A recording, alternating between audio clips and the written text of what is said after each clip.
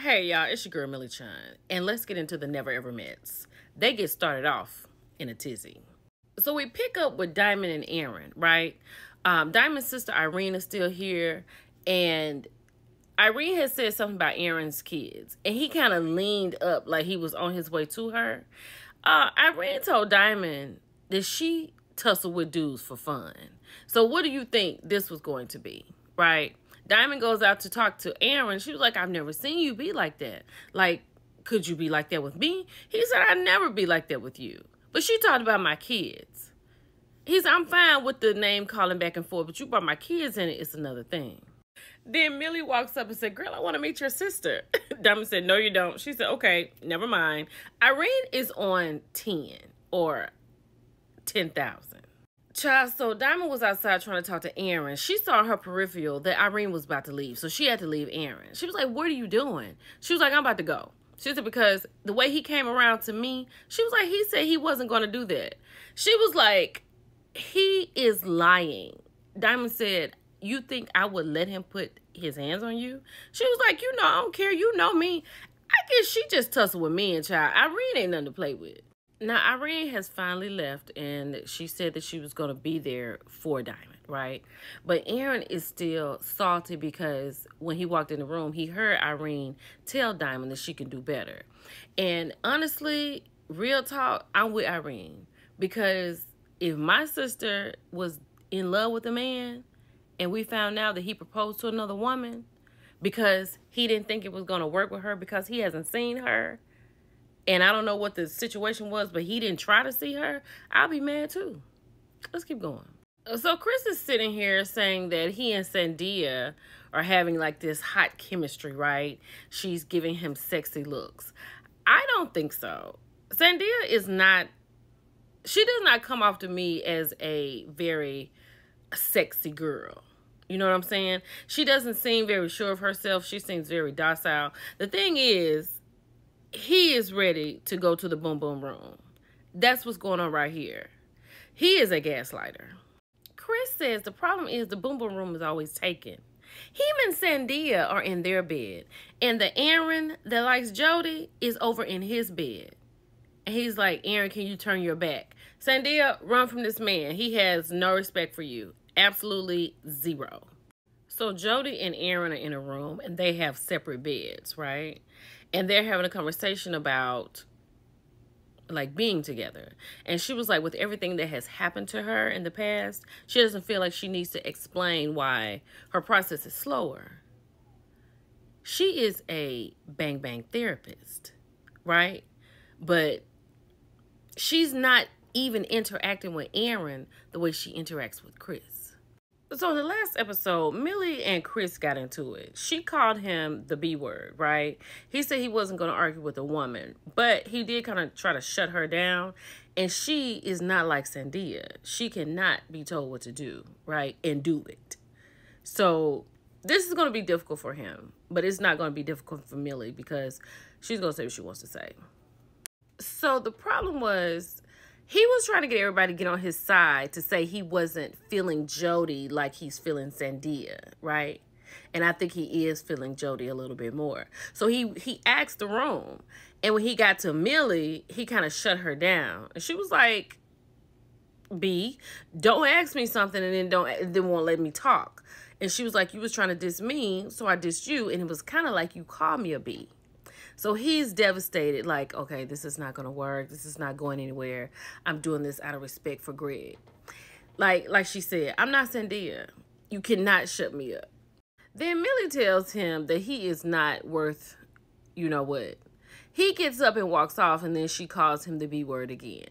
Like, he can't handle, like she said, he can't handle the truth because he is a gaslighter, which leads to being a B word. Child, Millie came in there and said, you could never have a woman like me, and blah, blah, blah. And he was like, Greg, I was trying to talk to her out of respect for you, but she is so disrespectful. Then they went on, and he said something about, show me your bank account. Oh, my God. They had to pick him up and move him over to the side. On his way out, he called her a slut. Oh, my gosh. Greg is trying to be on Millie's side, but he doesn't understand why Millie keeps going in this direction, right?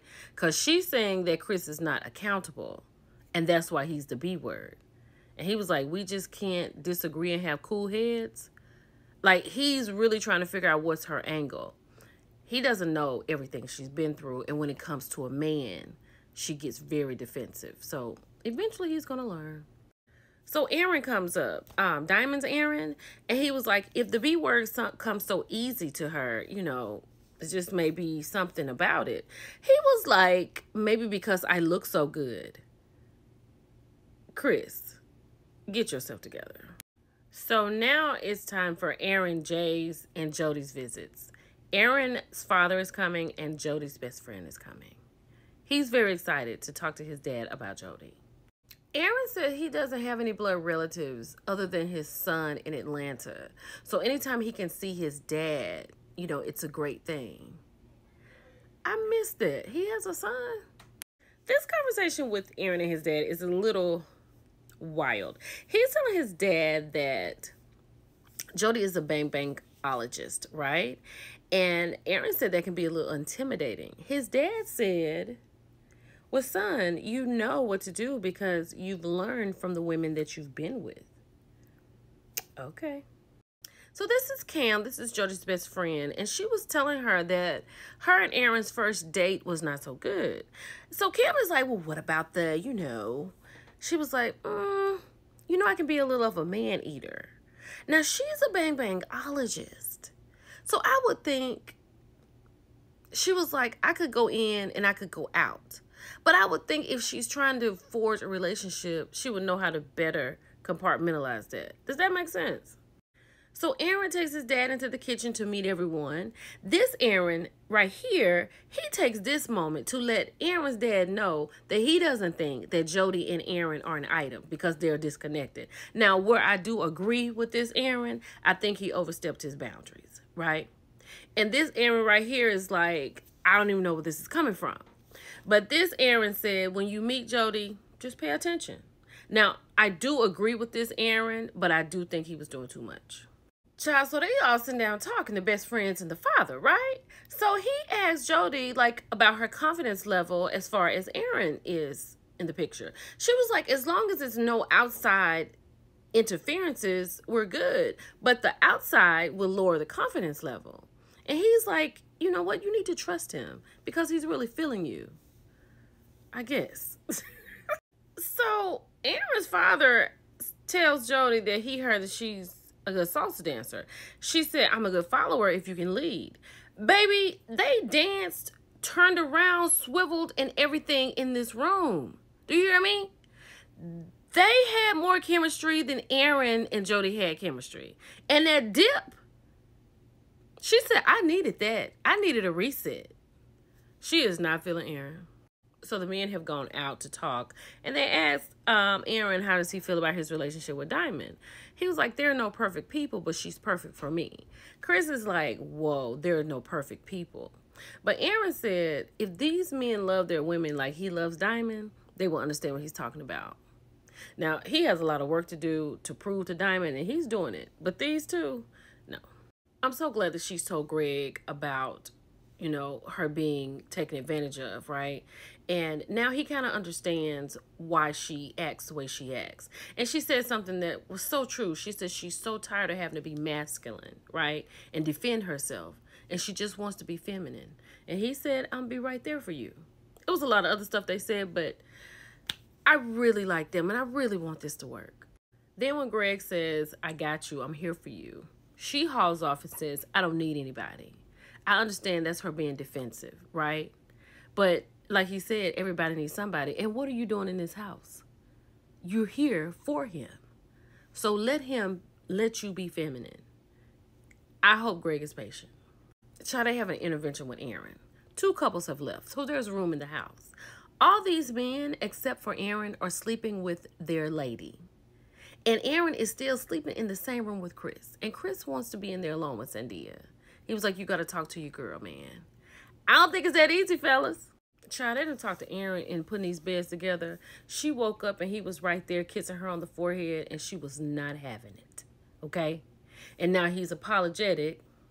Then when she explains it to the ringleader, he's like, I'm sorry. I'm going to get to Millie and them next week. Bye.